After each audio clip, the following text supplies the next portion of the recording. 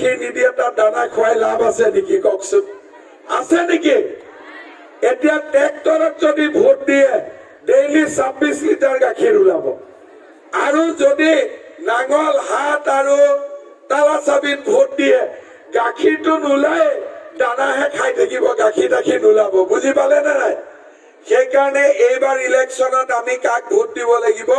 ট্ৰেক্টৰৰ ছবিত ভোট দিব লাগিব। মই দুটা কথা কব খোজো। যেতিয়াৰ পৰা আমাৰ ইয়াত UPPLৰ চৰকাৰ আহিলে, বিজেপিৰ চৰকাৰ আহিলে, তেতিয়াৰ পৰা আমাৰ দেশত শান্তি আহিছে।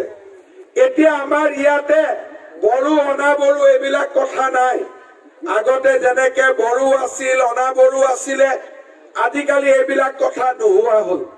যিবিলাক NDAP জংগলত আছিলে তেওঁলোক ঘূৰি আহিলে। তাৰ পিছতো যি NLAP আছিলে, কিবা আছিলে, তেওঁলোকো ঘূৰি আহিলে।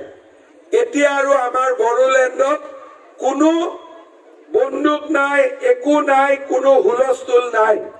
এতিয়া আমাৰ এই ৰাজ্য শান্তি ৰাজ্য হল। কেইদিনমান আগতে আমাৰ যিমান অনাবড়ো নেতা আছিলে তেওঁলোকেও বিজেপিত যোগদান কৰিলে। কাৰণ এতিয়া আমি সকলোৱে একেলগে থাকিব লাগিব।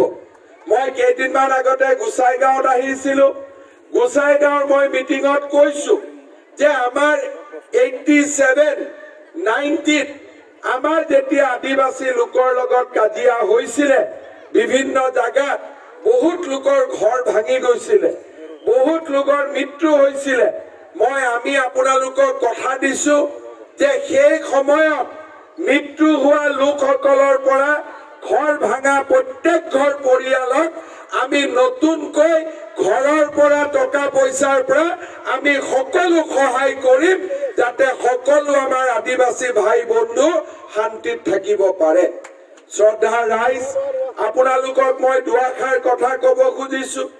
অসমত আমাৰ বিজেপি চৰকাৰ আহিলে শাসনত, আমি চৰকাৰ আহোঁতে কি কৈছিলো যে 1 লাখ ল'ৰা ছোৱালীক আমি চৰকাৰী চাকৰি দিম। এই 1 লাখ চাকৰি 25,000 চাকৰি ওলাব ক'ত? পুলিচত। পুলিচত চাকৰি ওলাব, হেলথ ডিপাৰ্টমেণ্টত চাকৰি ওলাব, টোটেল 1 লাখ চাকৰি ওলাব। আৰু 1 বছৰত আমি 1 লাখ চাকৰি দিম। আৰু মই আপোনালোকক কথা দিছো 1 টকাও কোনেও ঘোষ খাব নোলোৱাকৈ আমি পুৰা 1 লাখ দুখীয়া ল'ৰা ছোৱালীক চৰকাৰী চাকৰি আমি দিম।